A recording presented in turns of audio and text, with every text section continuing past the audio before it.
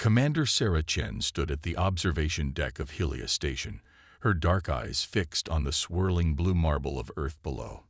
The massive window, stretching from floor to ceiling, offered a view that never failed to take her breath away.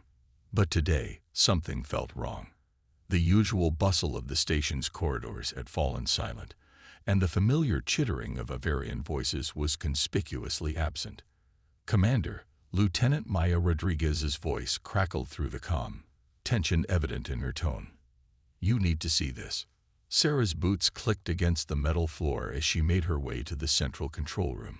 The station, a marvel of human Avarian engineering, stretched over 2 kilometers in length, its crystalline spires and metallic segments gleaming in the sunlight.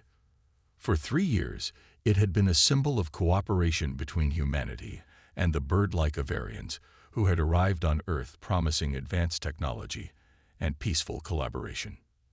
The control room doors slid open with a soft hiss. Maya stood at her console, her normally steady hands trembling slightly as she manipulated the holographic displays. Dr. James Kumar, their chief engineer, and security officer Nikolai Volkov clustered around her station. "Report," Sarah ordered, keeping her voice level despite the growing unease in her gut. "They're gone," Maya said, pulling up surveillance feeds from across the station. "All of them. Every single Avarian." She switched to the docking bay cameras. "The diplomatic shuttle, the research vessels, everything. They've taken all their ships." Sarah's mind raced. The Helios station housed over 300 Avarians and 50 humans. Now only 4 humans remained: herself, Maya, James, and Nikolai. "When?" "During Gamma Shift," Nikolai answered, his Russian accent thicker with stress. "They executed some kind of station-wide protocol. Nearly all the systems went into temporary lockdown. By the time we restored access, they were gone." James stepped forward, his dark face illuminated by the console's blue glow. "That's not all, Commander. They've locked us out of critical systems: propulsion, weapons, long-range communications, and—" He hesitated. "They took all the escape pods." Sarah's blood ran cold. With no escape pods and no way to call for help, they were trapped. But why? The Avarians had been their allies, their teachers. For 3 years, they had shared technology, culture, and dreams of a joint future among the stars. "Check the research labs," she ordered. "All of them. I want to know what they were working on before they left." The team split up, each taking a section of the massive station. Sarah headed for the restricted labs, areas where even she, as station commander, had limited access. Now, with the Avarians gone, many of the security protocols had failed, leaving doors unlocked that had never been opened to human eyes. What she found made her stomach turn. Hidden behind false walls and beneath innocent-looking research equipment were devices unlike anything the Avarians had shared. Crystal matrices pulsed with otherworldly energy, and strange geometric patterns shifted and flowed across surfaces that seemed to defy physics. "Commander," James's voice came through her comm. "I found something in the quantum physics lab. You need to see this." Sarah found him standing before a massive holographic display. Numbers and equations she barely understood scrolled across the screen, but one thing was clear: they showed projections of devastating gravitational waves, capable of tearing apart planetary crusts. "It's a weapon," James whispered. "The whole station. It's one giant weapon." Before Sarah could respond, alarms blared throughout the station. Maya's voice cut through the noise. "Commander, multiple objects just appeared at the edge of our sensor range. They're big, and they're heading straight for Earth." Sarah rushed back to the control room, her mind already piecing together the horrible truth. The Avarians hadn't shared their technology out of friendship. They had used humanity to help build their perfect weapon, right on Earth's doorstep. "How many ships?" she demanded, reaching the control room. Maya's face was pale in the red emergency lighting. "Over 200 vessels, Commander. Warships by the look of their configurations. They'll reach Earth in less than 72 hours. Sarah looked at her small crew. 4 humans against an alien armada, trapped aboard a station designed to destroy their own world. But as she met their determined gazes, she saw not defeat but resolve. "The Avarians think they've trapped us aboard their weapon," she said, her voice steady and clear. "What they've done is give us access to technology they never meant us to see. And if there's one thing humans are good at, it's turning the odds in our favor." She turned to the main viewport, where Earth still hung beautiful and vulnerable in the void. "We have 72 hours to figure out how this station really works. And when we do, we're going to remind the Avarians why you should never underestimate humanity." The small crew gathered around their commander, each face set with determination. They had no idea how to operate the alien technology that surrounded them, no way to call for help, and very little time. But they had something the Avarians hadn't counted on: human ingenuity and the fierce drive to protect their home. The next 18 hours aboard Helios Station passed in a blur of discovery and mounting dread. Dr. James Kumar hadn't slept since they'd found the first hidden laboratory, his fingers flying over holographic interfaces as he attempted to decode the Avarians' technical database. The gentle hum of the station's systems had taken on an ominous tone, like the quiet before a storm. "The architecture is incredible," James muttered, his eyes reflecting the glow of alien equations.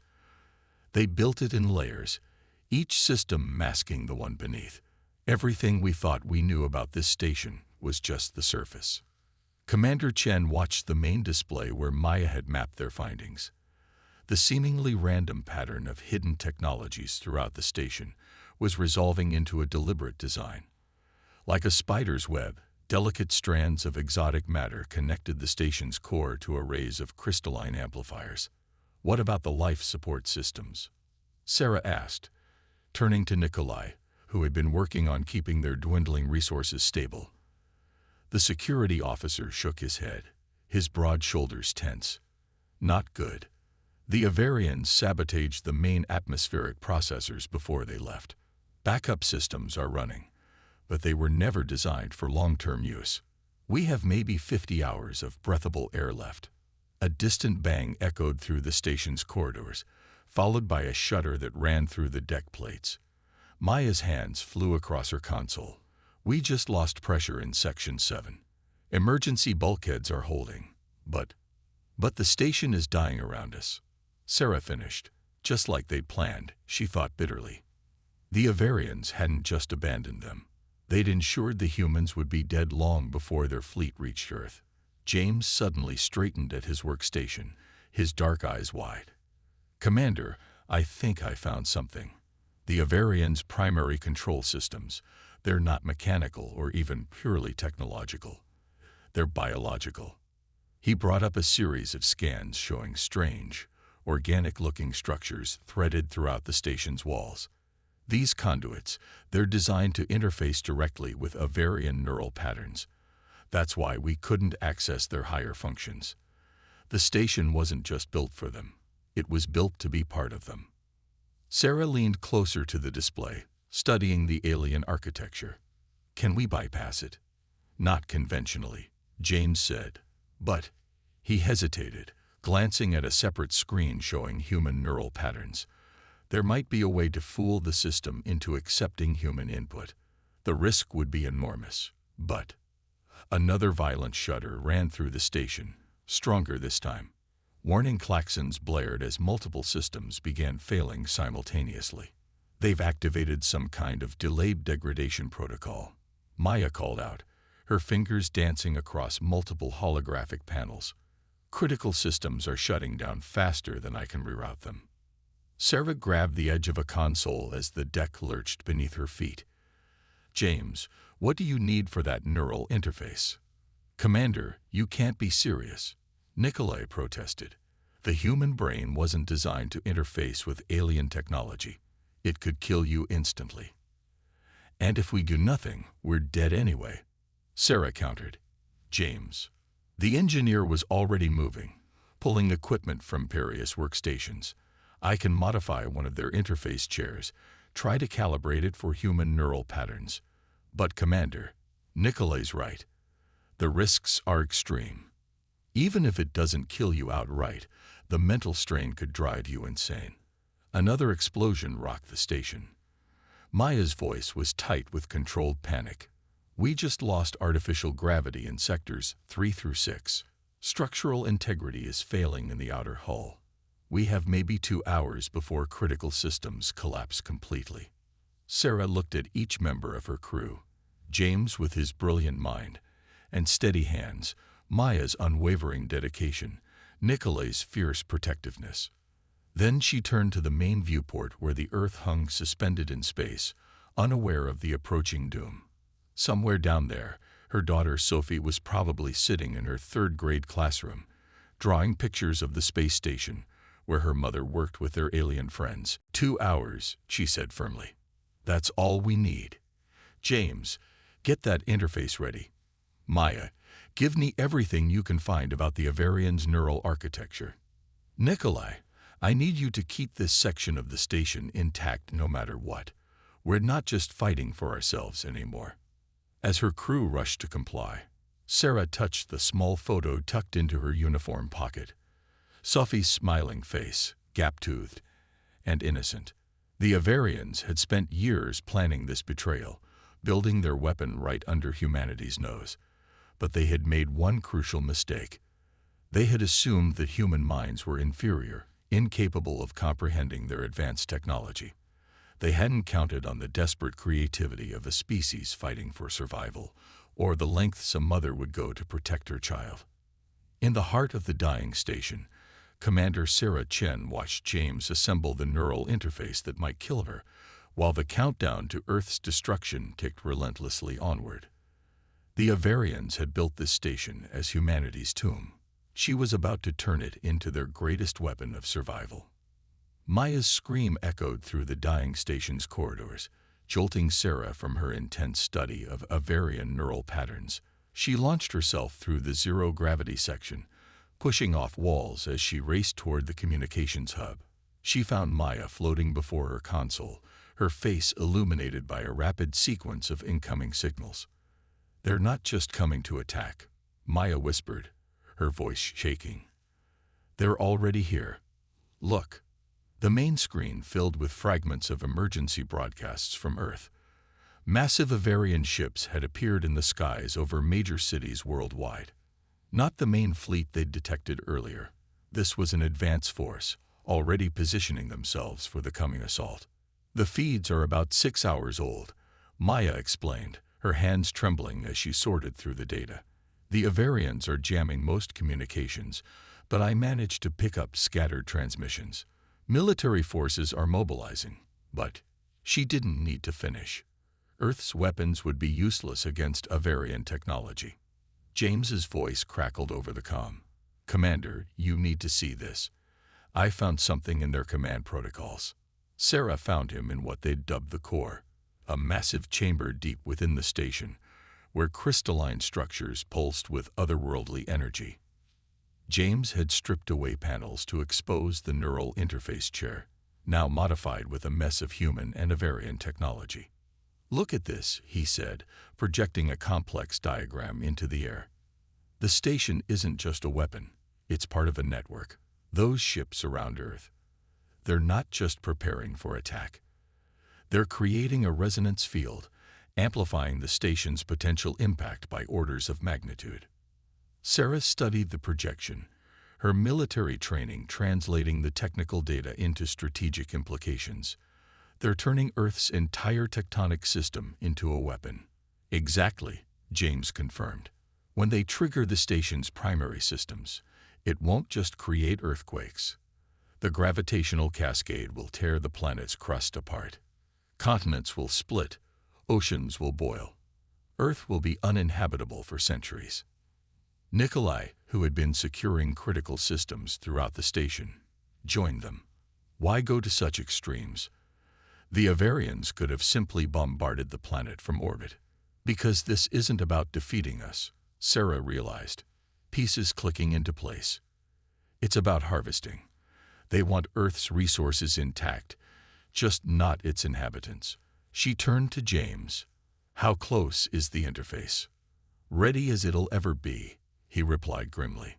"But Commander, even if you survive the initial connection, controlling these systems, the human mind isn't meant to process this kind of information. The neural load could burn out your consciousness in minutes." Sarah moved to the chair, running her hand along its alien contours. "How long would I need to redirect the weapon?" "Theoretically, 5 minutes to gain control, another 10 to rewrite the targeting protocols." James hesitated, "But the damage to your brain would begin immediately. After 15 minutes, the effects would be irreversible. After 20, he left the implications unspoken. Maya's voice came through the calm, urgent, and hopeful.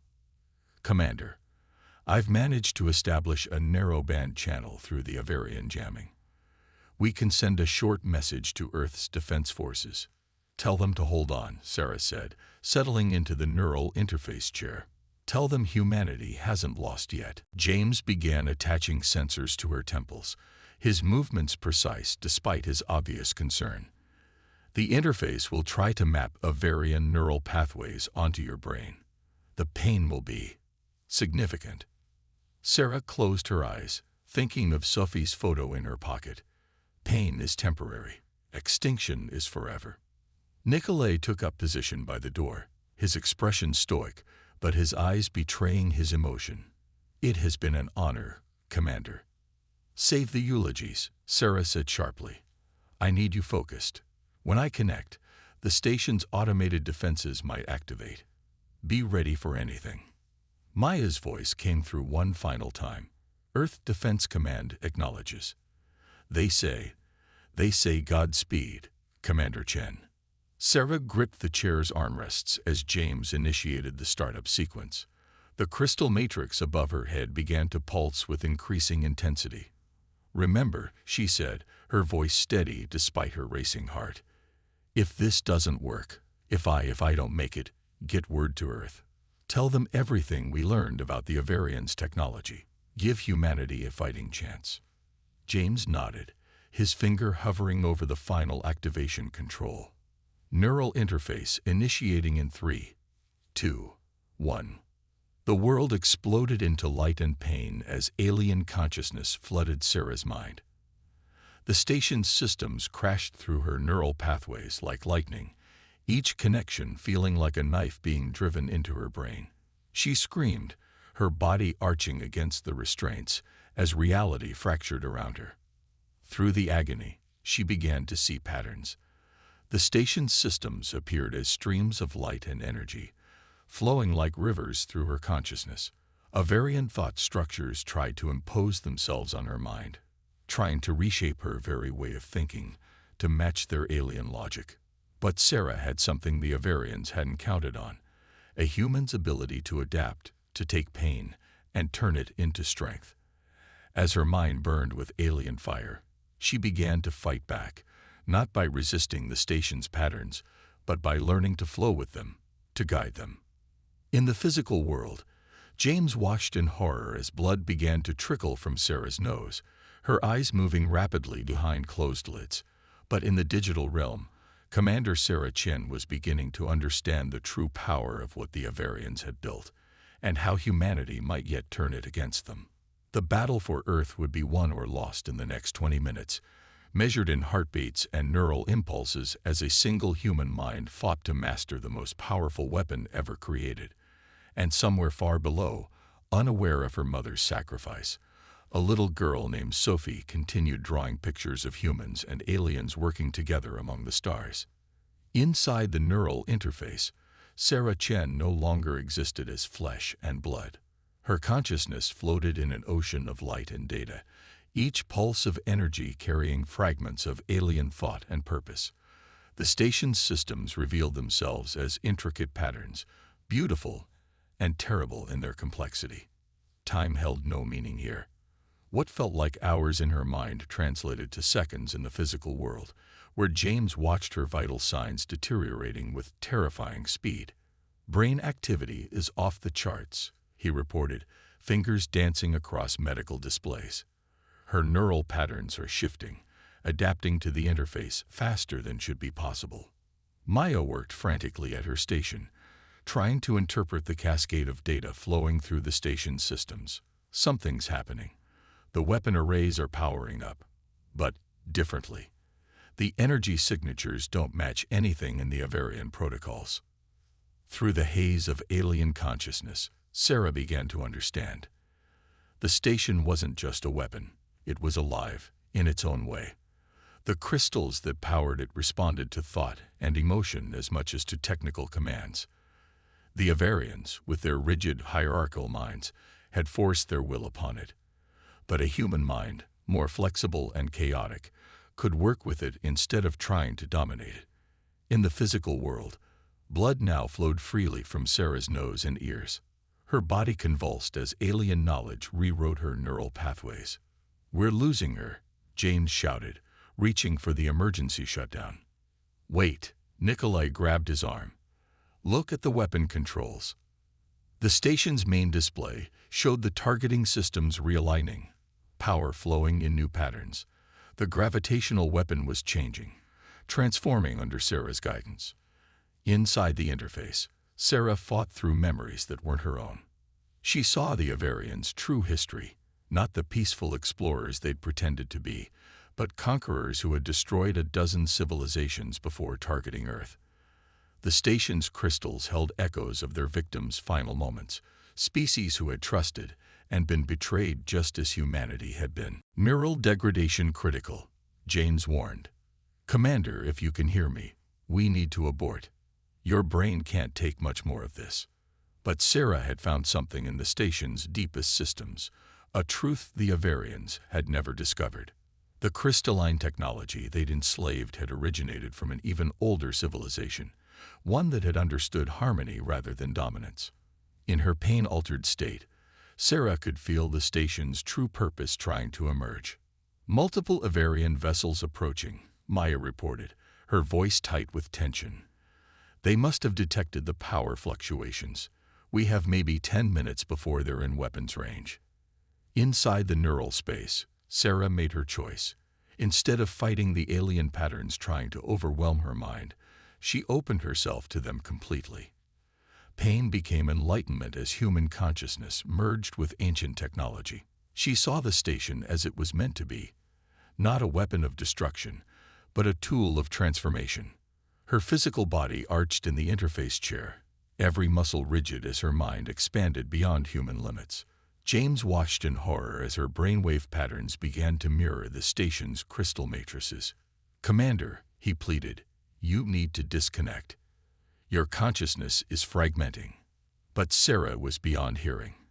In the space between thought and reality, she had found the station's true heart. The Avarians had built their weapon around an ancient artifact they'd never fully understood, forcing it to serve their destructive purposes. Now, guided by a human mind unfettered by their preconceptions, it began to awaken. Nikolai was the first to notice the change in the station's hull. The metal, it's moving. Across Helios Station, the very structure began to shift and flow like liquid mercury. Avarian technology merged with the ancient systems in new configurations, guided by Sarah's transformed consciousness. The weapon arrays that had been aimed at Earth turned outward, humming with power that even the Avarians had never managed to access. "Multiple ships dropping out of faster-than-light travel," Maya announced. "The main Avarian fleet is here. They're charging weapons." Inside the interface, Sarah felt her grip on humanity slipping away. The knowledge flooding her mind was too vast, too alien for any human to contain. But before she lost herself completely, she had one final task. With the last remnants of her human consciousness, she reached out to the station's communication systems. Her voice, distorted and overlaid with harmonic frequencies that made the air itself vibrate, echoed through every corridor. "Maya, send these coordinates to Earth Defense Command. James, Nikolai, get to emergency stations. And tell Sophie I love her." The station's crystals pulsed with blinding light as Sarah Chen, once human commander and now something else entirely, prepared to show the Avarians exactly what humanity was capable of. The transformation was complete, but the battle for Earth's survival was about to begin. Through the observation windows, the crew watched in awe as their station, once a tomb meant to ensure humanity's extinction, began to change into something that defied comprehension. The question was no longer whether they could stop the Avarians' weapon, but whether anything would remain of Sarah Chen once they did. The Avarian fleet emerged from faster-than-light travel like a swarm of metallic insects, their ships' crystalline weapons glowing with deadly purpose. Through the transformed station's sensors, what remained of Sarah Chen's consciousness watched them approach. She perceived them not just as physical objects, but as patterns of energy and intention, beautiful, but flawed by their rigid devotion to dominance and control. In the command center, Maya, James, and Nikolai watched in awe as their station continued its metamorphosis. The once rigid hull now flowed like liquid metal, reorganizing itself into configurations that defied conventional physics. Crystal spires erupted from the surface, each one humming with power that made the vacuum of space itself vibrate in sympathy. Incoming transmission from the Avarian flagship, Maya reported, her voice steady despite her fear. They're ordering us to stand down and accept immediate boarding. Through the station's speakers, Sarah's voice emerged, layered with harmonics that seemed to echo from multiple dimensions at once. Put them on screen. The main display flickered to life, showing the Avarian High Commander. The alien's insectoid features showed no emotion, but its compound eyes flashed with colors that Sarah's new consciousness recognized as fear and confusion. Impossible, the High Commander chittered. No human mind could survive integration with the Nexus systems. What have you done? What you never could. Sarah's voice resonated through the station. I understand now. This station wasn't meant to be a weapon. The civilization that created these crystals, they were builders, not destroyers. You took their legacy of creation and twisted it into something that could only destroy. The Avarian's mandibles clicked in agitation. You understand nothing, human. That primitive civilization fell because they lacked the will to use their power properly. We improved upon their design. No, Sarah replied. And now there was something else in her voice, not just human or alien, but ancient wisdom filtered through modern understanding. You didn't improve it. You crippled it. Let me show you what it was meant to be. The transformed station pulsed with light that didn't just affect the physical spectrum, but seemed to ripple through dimensions the human crew couldn't fully perceive. The crystal spires began to sing, each one emitting frequencies that interacted in complex patterns. Multiple energy signatures from the Avarian fleet, Maya called out. They're charging weapons. Get to the emergency shelters, Sarah's voice commanded her crew. What happens next? I don't want you exposed to it. James stepped forward, his face pale but determined. Commander, Sarah, what about you? The neural load. I'm not just Sarah Chen anymore, she replied, and for a moment her old humanity showed through the layers of transformation. But I'm still human enough to protect what matters.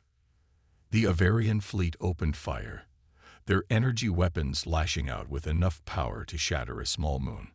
But where their beams struck the station's transformed hull, they didn't destroy. They were absorbed, transformed, integrated into the growing symphony of crystal resonance. Within the neural interface, Sarah's consciousness expanded to encompass the full potential of the ancient technology. She saw not just space and time, but the underlying patterns that shaped reality itself. The Avarians had used brute force to bend these patterns. She instead chose to work with them, to weave them into something new. The station's response wasn't a weapon in any conventional sense. Waves of energy rippled outward, but instead of destroying the Avarian ships, they began to change them. Crystal structures within their own technology, descendants of the same ancient civilization's work, awakened to their true purpose. From her console, Maya watched in amazement as the Avarian fleet's weapons powered down, their ship's very structure beginning to transform. Their systems are realigning themselves. It's like their technology is remembering what it was meant to be. The High Commander's image flickered frantically on the screen. "What are you doing? Stop this immediately." "I'm not doing anything to you," Sarah's voice replied calmly.